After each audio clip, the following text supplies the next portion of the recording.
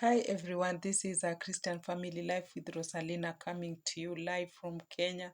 And today we are going to read from the book of Genesis 25, verse 1 and 2.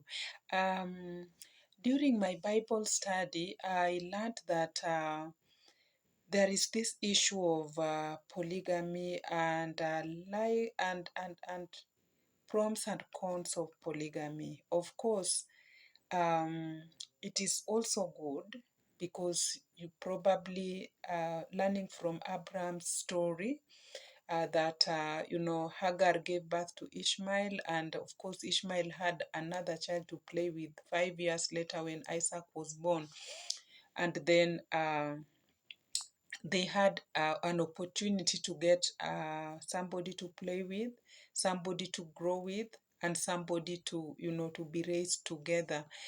In as much as there were challenges with between the two, both Hagar and Sarah, but God having promised some of these things on Sarah and Abraham, it was not easy for God to overturn what he had already promised. So, in as much as Abraham could say that, bless my son Ishmael, then God would still say that, yes, I'll bless Ishmael. However, he will not be the inheritance of your wealth or the inheritance of your generation where Jesus was supposed to come from. But I'm learning from that book of Genesis 25, verse 1 and 2, that Abraham, after the death of Sarah, decided to marry another wife, and this wife was called Keturah. Keturah, the third wife of Abraham, to say, gave birth to some sons, and one of them that picked my eye is Midian. And the way I've been reading about how the Midians attacked Israelites many a times. So then, if you're not careful in polygamy, then you can end up raising opposition within one family. And that is what happened in the descendants of Abraham. So, if anything you read about Midian, people from Midian, the tribe of Midian, you know that that was the third child of Keturah with Abraham, and it was not easy. And what I would wish to say is that for men, please, before you take any action to get the second wife, let it be when it is necessary. And most of the time people get into polygamy when probably they are living away from each other, and because men, it's not easy for men to take care of themselves, and or to abstain for a longer time. We all know the issues of delayed ejaculations can cause them. It's one of the causes of prostate cancer. And so then it is very important that there are a number of times that a man should be able to ejaculate. And that is why it is not easy, it is not good for a man to stay for a long time without having sex. And because of this, some men decide to have a second family whom they live with, and then the other family will be living in another place. But then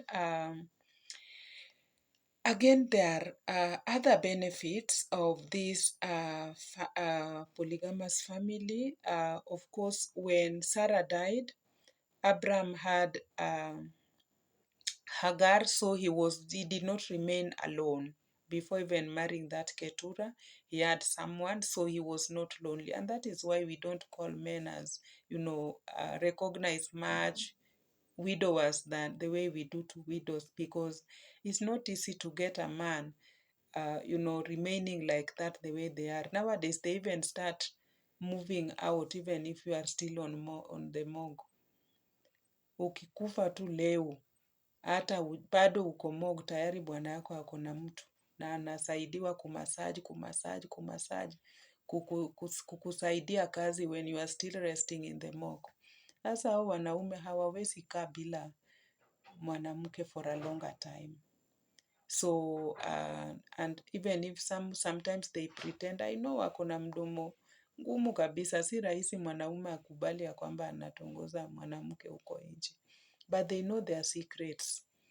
So until a day that you will get a child who is resembling them is when now they will come to start explaining, let me explain, and already a child, if a child is there, you know that relationship has taken quite some times.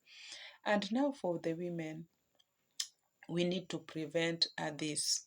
How can we prevent or live with our husbands as our husbands alone? You have to be ready to overwork. The same way that I see in this shuttle matatus, where you find that it is one driver opening for the passengers and still coming back and driving, doing that multi-role alone. Of course, we were made to be helpers to the man, but most of the time you find that you are overwhelmed, but you don't complain. Instead, you should find a way of befriending this man so that he remains your friend. And if he's your friend, he will be in touch with you and see when you are tired, and they will voluntarily assist you in some other household chores. But if you complain, you work and complain, unafanya na unapiga kelele, una complain. And the worst thing is telling a man that wanaume wenzenu saizi wanafanya nini? Saizi wanafanya nini? Wanasaidia bibi zao, wanaleta chakula, wanafanya nini? Please don't compare your husband to the other one. That is the one you chose between all the millions and billions of men in the world. Huyo ndio ulichagua ukasettle nayo in marriage. Unless ulifungiwa macho ukashtuka uko kwa nyumba ya mwanaume. Kama ulijiendea mwenyewe akakutafuta na ukaenda say yes.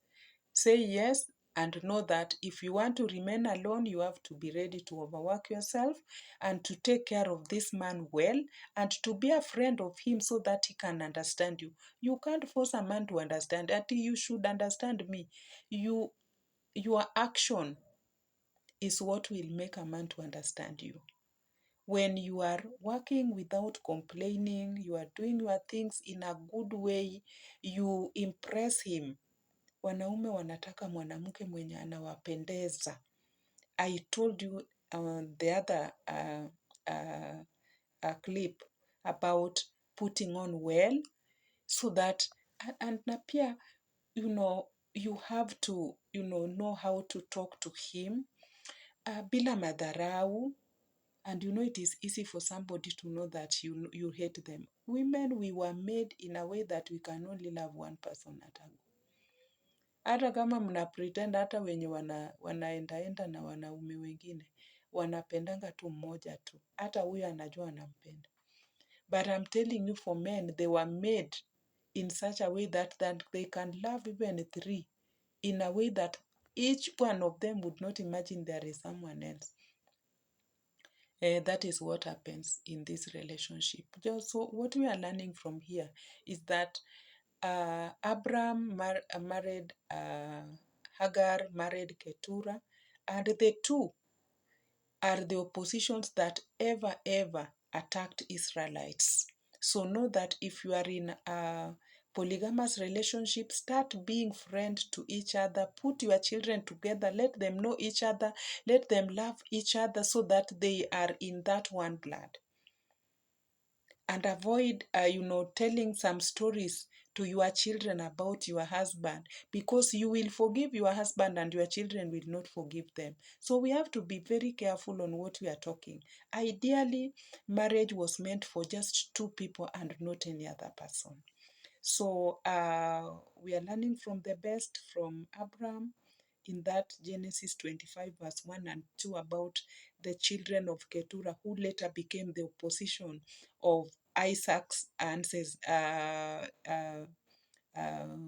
children and generation. Thank you, and feel free to get full videos on our Facebook page and also in our in our YouTube, and also we are on TikTok and Instagram. Thank you very much.